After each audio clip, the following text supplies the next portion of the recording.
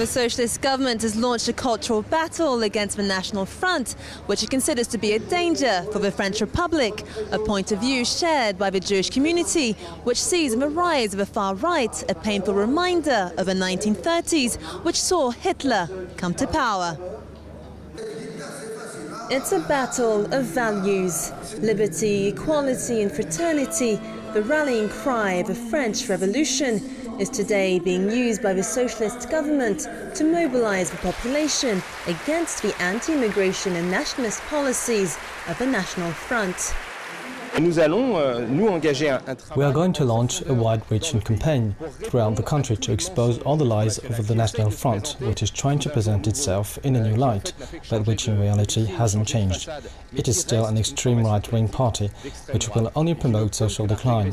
When Marine Le Pen insists on national preference and when she challenges the French nationality of a number of our compatriots based on their origin, she is undoubtedly promoting discrimination and racism.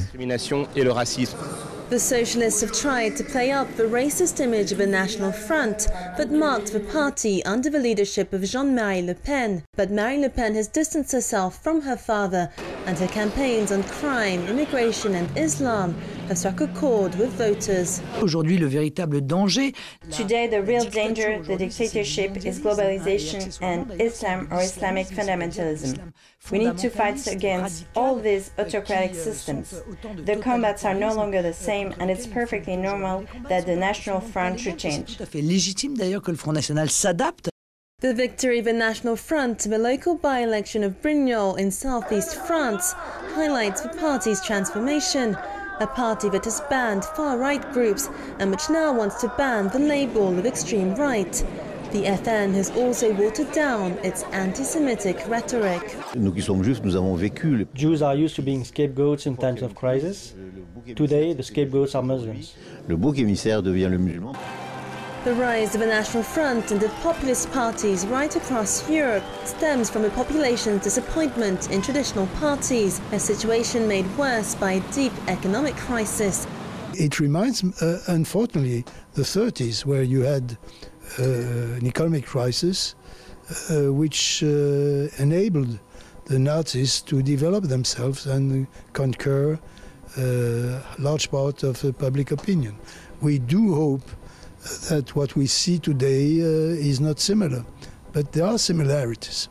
Jews know all too well the dangers of extremism.